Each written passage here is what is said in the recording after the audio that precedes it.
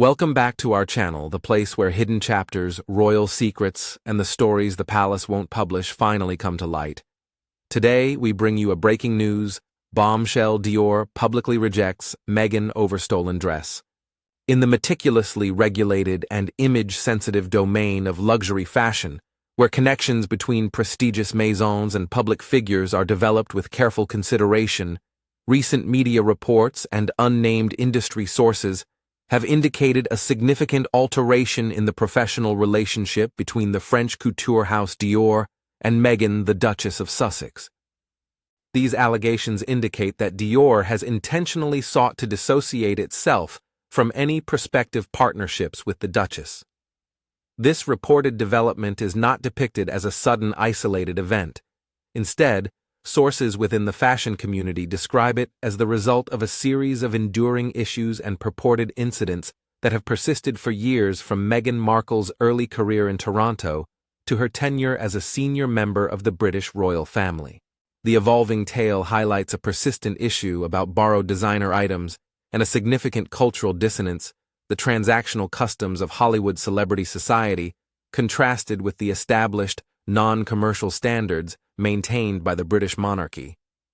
The allegation centers on an often reiterated assertion that things lent to the Duchess for formal engagements or magazine features were on several occasions not returned.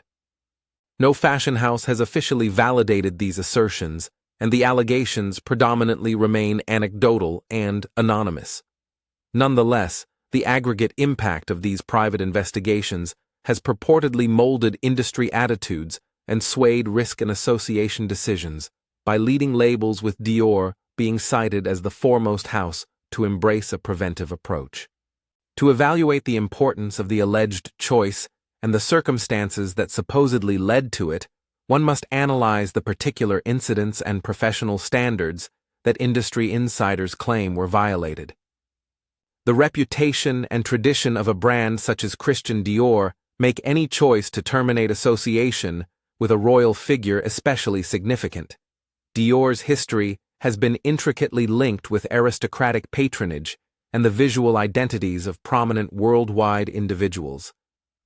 For decades, the brand has adorned monarchs, princesses, and first ladies, including Queen Elizabeth II, Princess Margaret, Princess Grace of Monaco, and Empress Farah Pahlavi of Iran.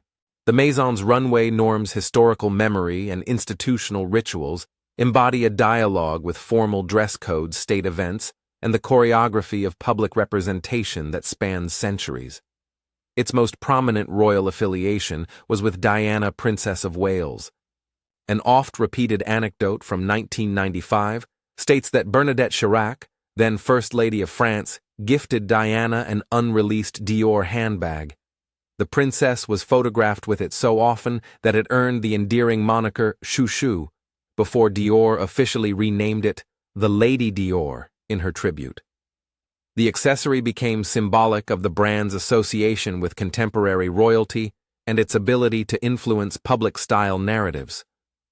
Diana's association with Dior beyond ordinary commerce.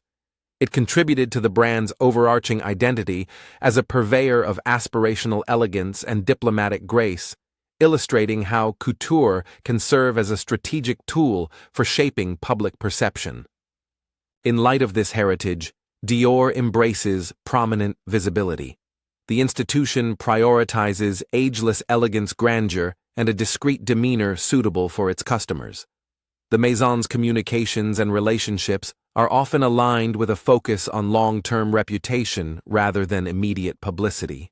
Consequently, when various industry insiders indicate that Dior management has placed Meghan Markle on an unofficial do not contact list, fashion professionals perceive this not as an impulsive emotional reaction but as a strategic business decision. Insiders referenced by multiple sources indicated that Dior's leadership aimed to prevent potential drama, confusion, and reputational risk. The disquiet was allegedly not linked to any singular incident, but rather stemmed from a compilation of narratives shared among designers, stylists, and former royal aides regarding erratic results ensuing from the lending of precious items. In both haute couture and luxury, ready-to-wear, a single outfit can signify tens of thousands of pounds in materials and labor, frequently reflecting hundreds of hours of skilled craftsmanship. Thus, the dependability and professionalism of the borrower are regarded with utmost seriousness. Anonymous sources indicate that the purported discreet direction from Dior, though not publicly disclosed, served as a clear indication inside high-fashion circles that prudence was advisable. To comprehend the practical significance of such caution, it is beneficial to examine the normal functioning of loans within the sector. When a designer lends a garment, whether a delicate couture gown, a runway sample, an archival piece, or an early-season prototype, it is typically documented with precision. Documentation is prepared, receipt numbers are noted, condition reports are filed, and the item is insured for the loan's term. Specialized carriers for high-value couture oversee shipments. Fittings are conducted under supervision, and stylists manage stocks. The hair, cosmetics, and wardrobe personnel are instructed on the rules for handling to prevent damage. Upon returning an item, the steps are reversed. The item is repackaged in its protective crate or garment bag, dispatched via monitored shipment, and acknowledged by the recipient. A deviation from this choreography, be it an absent signature, a misplaced hanger, or an unreturned couture shoe, can result in administrative complications, insurance claims, and reputational distress that brands endeavor to circumvent. In compact, closely connected communities of designers, stylists, and editors, information about repeated incidents disseminates rapidly, frequently through private routes rather than through the pages of glossy publications. A specific event reportedly precipitated the shift from trivial industry gossip to a more focused discourse around the hazards of collaborating with the Duchess's team, a notable green garment, showcased in a 2019 editorial. For a Variety magazine photo shoot honoring her charity contributions, Meghan donned an elegant soft green gown by a renowned designer. Standard editorial protocol in these situations entails designers providing garments for the duration of the shoot with the anticipation that the items will be documented and returned promptly thereafter. These loans are generally regulated by documentation or receipts, and styling teams maintain detailed records to ensure accountability. According to reports from those involved in the production, it was revealed post-shoot that the green gown was absent from the returns inventory and had not been documented as returned to the home. The lack of the dress could have remained a confidential production issue, but the narrative garnered considerable interest 3 years later when images surfaced of Meghan donning what seemed to be the identical garment at a private function. For numerous individuals in the fashion industry, such resurgence was perceived as validation of long-standing narratives. Stylists, brand managers, and wardrobe coordinators who had experienced such incidents over the years apparently regarded this as concrete evidence of a trend. For them, the incident exemplified not merely a singular blunder, but rather a manifestation of the ongoing conflation between professional loans and personal ownership. Insiders indicate that the prominent reappearance of the dress transformed hushed apprehensions into a central topic of industry discourse, urging manufacturers to re-evaluate the risks associated with lending rare or archival items to the Duchess's stylists. It is essential to emphasize that none of the prominent households involved openly acknowledged the unauthorized appropriation of the green gown, nor did any initiate legal proceedings that progressed to the courts. The episode served as a reputational indicator inside a niche interdependent sector where personal narratives can influence collective behavior. The recurrence of the same clothing in private settings served for several observers as a corroborative data point, rather than definitive legal evidence affirming earlier alerts disseminated among stylists and public relations teams. In a business where access to designers' archives and runway samples is frequently restricted and reliant on trust, a solitary high-profile error, whether actual or perceived, can necessitate adjustments in authorization procedures, insurance requirements, and the decision-making processes of creative directors. Investigating these assertions reveals Meghan Markle's pre-royal career in Toronto, where she acted in the television series Suits and undertook commercial roles including a brand ambassadorship with the Canadian retailer Reitmans.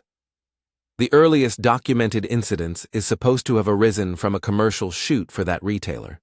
Wardrobe professionals and stylists reportedly describe the relationship as professional and amicable. Nonetheless, at the conclusion of one production day, the wardrobe team found that many pieces were missing. The sources indicate that among the lost items were many gowns, and notably a pair of aquazzurra Matilde heels, a crisscross strap suede style that was fashionable at the time. Production wrap-ups frequently entail disorder boxes are packed, delivery receipts are executed, and products may be mislaid, incorrectly put into different cases, or temporarily lent to other stylists. Subsequently, several months later, when Meghan and Prince Harry publicly declared their engagement from the sunken garden at Kensington Palace in November 2017, observers noted Meghan's footwear. She seemed to be donning the aquazzurra Matilde heels that wardrobe staff recalled as absent from the Reitmans set. For those involved in the original filming, this was a definitive moment that, in their perspective, concluded the series of events. As per the anonymous sources recounting the incident, the shoes were not merely misplaced, they had been stolen. When the issue was brought up, staff personnel conveyed that Meghan's rationale, according to those sources, was that she had seized the items to avert their resale on platforms like eBay. The justification provided by the accounts was protective due to her rising public visibility. Goods she had donned could be unlawfully commercialized by third parties, jeopardizing both her privacy and the authenticity of the original manufacture. Although the declared objective may have appeared kind, it prompted instant inquiries on procedure within fashion and production circles. The standard professional protocol for a public figure wishing to retain an item used on set is to convey this request through their representatives, enabling the designer or retailer to determine whether to officially gift it, provide it at a professional discount, or propose an alternative solution. The removal of things without communication payment or documentation was considered by some wardrobe professionals a violation of proper etiquette and a possible logistical and legal issue. This incident became an early, whispered warning, in industry terminology, a cautionary tale disseminated among stylists, PR teams, and company representatives advocating heightened awareness in managing clothing loans associated with the Duchess. The early anecdotes conflicted with the limitations of royal life, which are regulated by long-standing traditions and conventions designed to avert the misuse of public authority for personal benefit.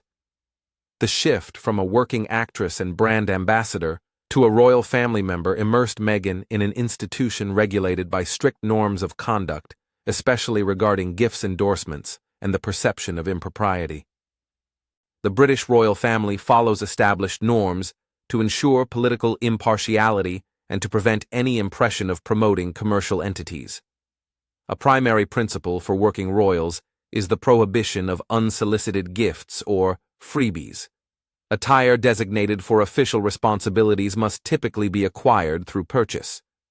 Should a designer dispatch an item, unsolicited palace etiquette mandates its courteous return to preclude any implication of endorsement or mutual benefit. These standards exist to discourage designers from exploiting a royal's public presence for commercial gain and to protect the institution from accusations of a quid pro quo relationship. Palace sources indicated that Meghan, hailing from a Hollywood environment where seeding products to celebrities is a conventional marketing tactic, perceived these royal restrictions as frustrating. In celebrity culture, the practice of gifting or loaning garments is perceived as mutually advantageous. A public figure donning a designer's product offers significant attention, and it is customary for celebrities to retain specific things as part of the implicit exchange for visibility. Former palace aides have informed media that Meghan solicited luxury clothing to be gifted for her royal engagements requests that were impermissible under royal procedure. According to the accounts, staff personnel consistently articulated that these were non-negotiable regulations, serving as institutional safeguards for all working royals. The stories indicate that those explanations elicited irritation.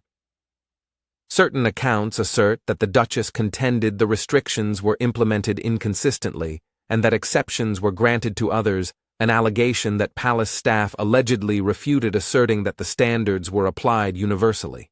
This discrepancy in expectations highlighted a persistent source of tension for the palace. The regulations were essential for maintaining the monarchy's neutrality and ensuring that clothing selections fulfilled public obligations rather than personal branding. For an individual familiar with the transactional dynamics of Hollywood, the limitations may have appeared capricious and constraining, hindering her capacity to collaborate with designers she saw as vital to her professional network. The ensuing cultural conflict rendered the management of the Duchess's clothes not only a logistical endeavor, but also a nuanced institutional difficulty. Issues regarding the clothes also intertwined with financial management within the royal household. The financing for a working royal's official wardrobe duties is often sourced from the Duchy of Cornwall, the private estate belonging to the then Prince of Wales, Prince Charles. The revenues of the duchy are conventionally allocated to cover the official work-related expenditures of senior royal family members, thus minimizing dependence on the sovereign grant public funds designated for the monarchy, and strengthening the distinction between state-funded responsibilities and personal expenditures.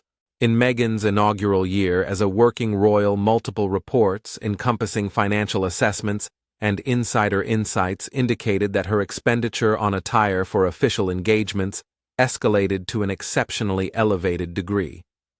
Observers compared her clothing expenses to those of Catherine, the former Duchess of Cambridge, recognized for her high-low fashion strategy, blending couture with affordable high-street labels and often reusing garments. Catherine's annual wardrobe expenditure was estimated at approximately $100,000, whilst Meghan's reported apparel expenses for a similar time frame neared $1 million, a nearly tenfold disparity, despite Meghan undertaking less formal events during that era. This significant disparity is reported to have elicited alarm from Prince Charles. The concern was not the duchy's financial capacity to bear the expense, its revenue is sufficient to absorb such costs, but rather the implications for public perception and the governance challenges it presented.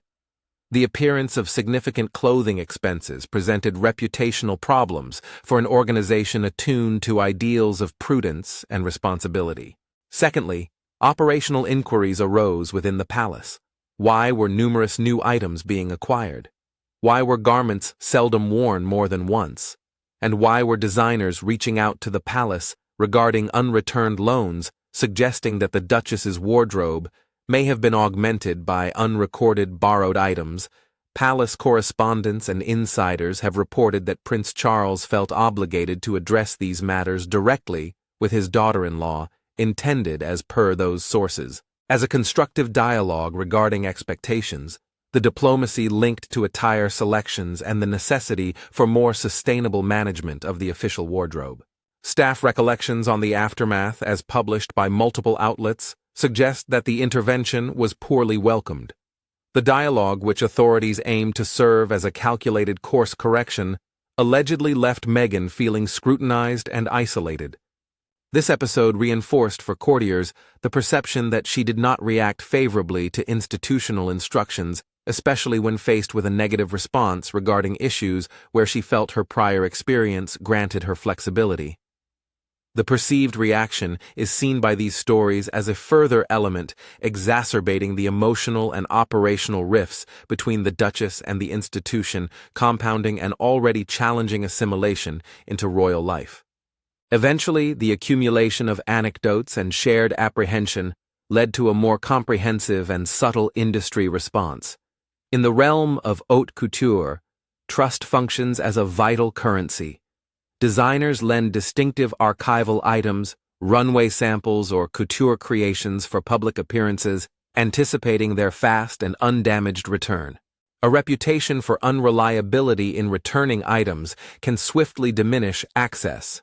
Stylists may hesitate to feature a client in lookbooks, assistants may be directed to withhold sample sizes, and brand managers may exercise caution in offering new season previews or invitations to private viewings. There are tangible repercussions beyond just inconvenience. Couture garments specifically are irreplaceable in the near term. They are frequently handmade, custom-made, or unique runway examples. The loss of a single gown can jeopardize a brand's archival integrity or its capacity to convey a cohesive story at a client event. Insurance plans may be activated.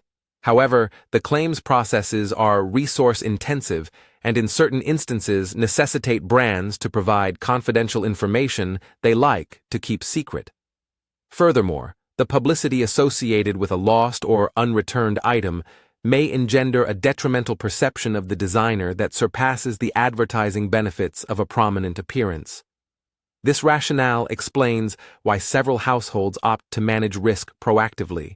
Multiple anonymous sources inside the fashion industry indicate a pervasive yet understated hesitance to extend loans to Meghan and her crew. This was not defined as an official public blacklisting. Instead, it emerged as more discreet operational decisions. Stylists managing wardrobes for many customers reportedly began refraining from selecting particular items for the Duchess due to apprehensions about potential accountability for any misplaced or unreturned items. Assistant designers at prominent fashion houses were reportedly instructed to refrain from sending lookbooks or new season samples to her representatives, while certain brand teams allegedly denied requests from her camp citing scheduling issues or restricted availability. Individuals who articulated this transition underscored its pragmatic impetus. The decision to limit access was essentially a risk management strategy. The potential promotional advantage of featuring a high-profile individual was progressively eclipsed by the risks of losing a valuable item, managing reputational damage, or becoming entangled in controversy. Insiders interpreted Dior's purported effort to discreetly remove itself as the most visible manifestation of a fundamentally organic tendency that has been developing among fashion firms for some years.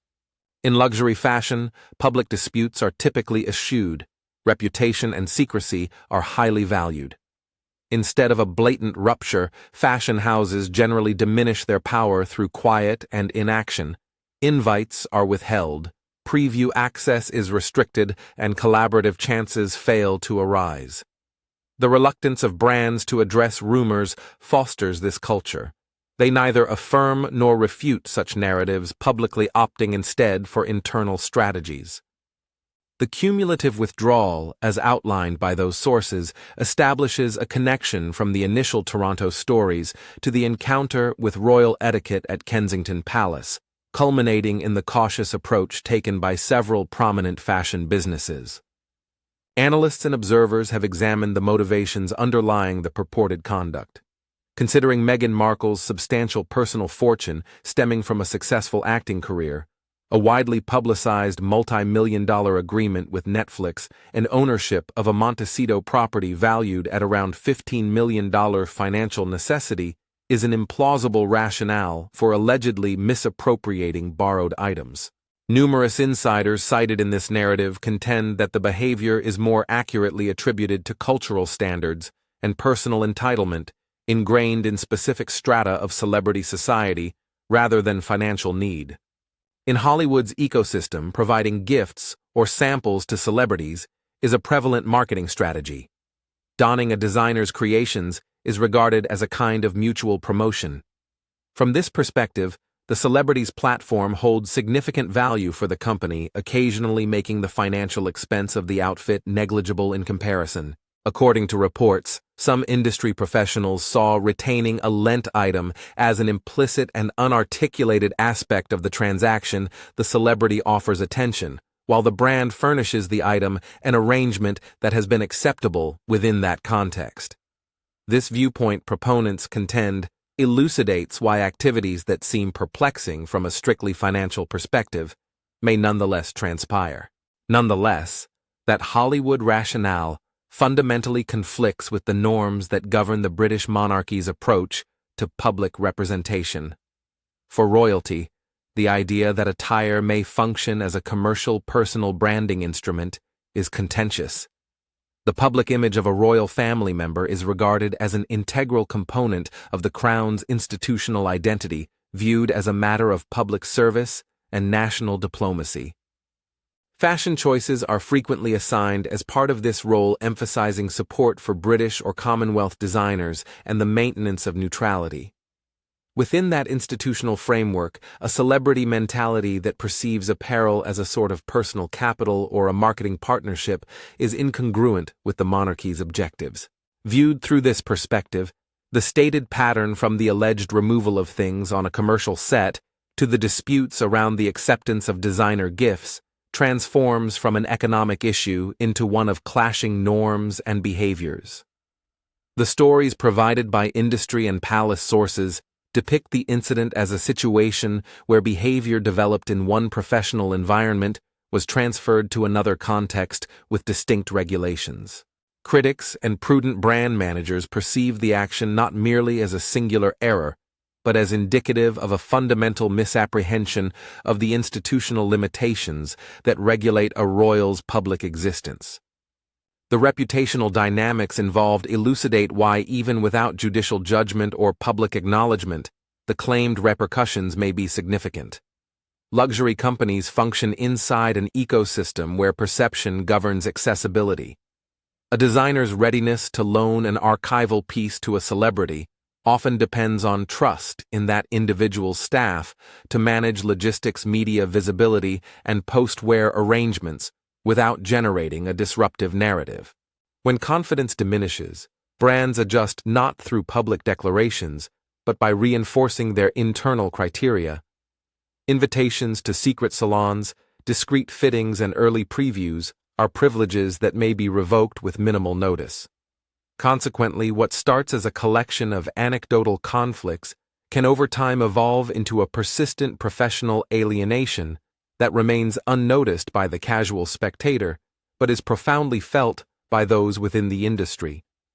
In summary, the narrative of the Duchess of Sussex's purported decline in popularity within specific factions of the fashion industry, culminating in the supposed estrangement by a prominent house like Dior, relies on a series of anonymous yet consistent insider accounts. The timeline progresses from her tenure as a professional actor in Toronto through the tumultuous adjustment to royal protocol and culminates in a comprehensive reevaluation of access and risk within the business. Proponents of the Duchess may perceive these allegations as an orchestrated effort to disseminate rumors and tarnish her name, yet the uniformity of the narratives as detailed in several sources seems to have impacted tangible results, leading to a more prudent stance on lending and partnerships. This event exemplifies the clash between celebrity-oriented commercial standards and the long-standing traditions of the monarchy. It underscores that in both haute couture and royal service reputation, prudence and compliance with implicit professional standards can be as decisive as formal agreements. In the absence of formal confirmations from the implicated brands, the narrative primarily consists of industry anecdotes and anonymous testimonies. However, the reported impacts on perception and professional relationships within luxury fashion seem, according to various accounts, to be substantial and significant. Thank you for watching the video. Please let us know your thoughts, and goodbye for the time being.